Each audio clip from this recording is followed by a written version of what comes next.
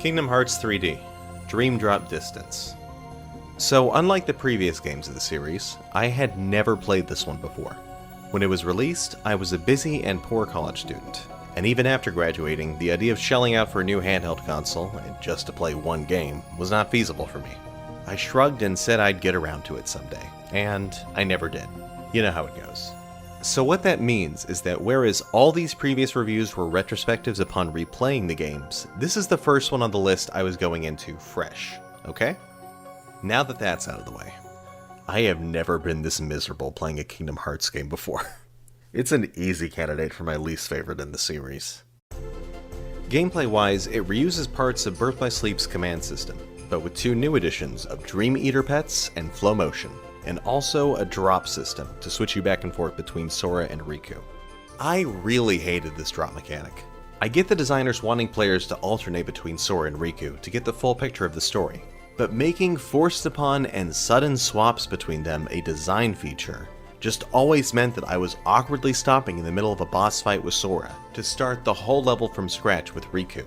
It's like you're working on a project, and right as you're getting deep into it, someone stops you and forces you to go do something else. It's annoying at best and frustrating at worst. The other core feature of the game is Dream Eaters. While I guess they're supposed to be cute, to me they all look like Bizarro creatures with ugly neon vomit color schemes, and I named them all accordingly. I've heard everyone make the comparison of them to Pokemon, and it's hard not to.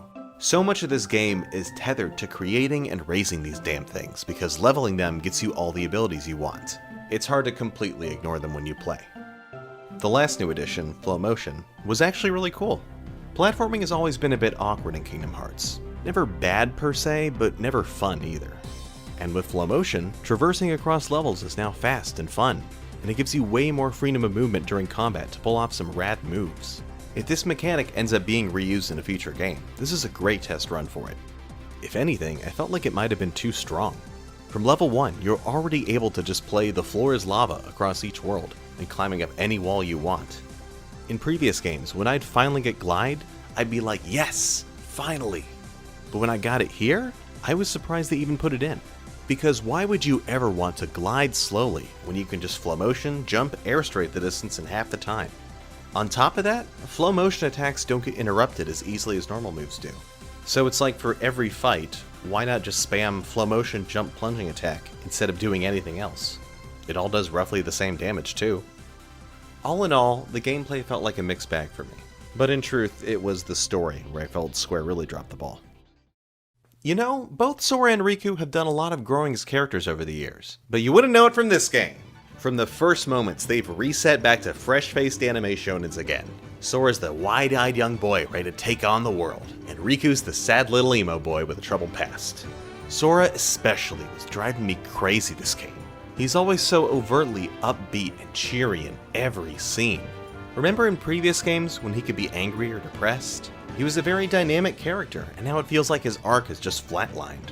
And once the adventure starts, Sora constantly forgets he's in a fake world. You have a mysterious hooded figure trying to make him question if all his memories are bogus. You have Ansem trying to sway Riku back to darkness. And it's feeling very Chain of Memories in here right now. I just can't believe this is the same team that made the previous game. The dialogue, the story, the music, the voice acting, everything just feels like such a step down across the board. And the game lacks the charm and the polish that made all these previous titles work. Even further into the game, when pieces of the larger story are being revealed, it still feels very carelessly crafted. People have joked for a while now that Kingdom Hearts' writing has been walking along the edge of fanfiction. And in this game, I think it finally went too far. Like, Axel's a Keyblade wielder? Nobody's actually at Hearts the whole time? Xehanort can time travel? Coded had an actual purpose of the franchise? What the fuck? I'm still not acknowledging that stupid game. I swear to you, I was someone who was perfectly following the story of Kingdom Hearts just fine up till here. But now, I finally feel lost too. Like I said at the start, I didn't have a fun time with this game, and I'm more worried now for the future of the series.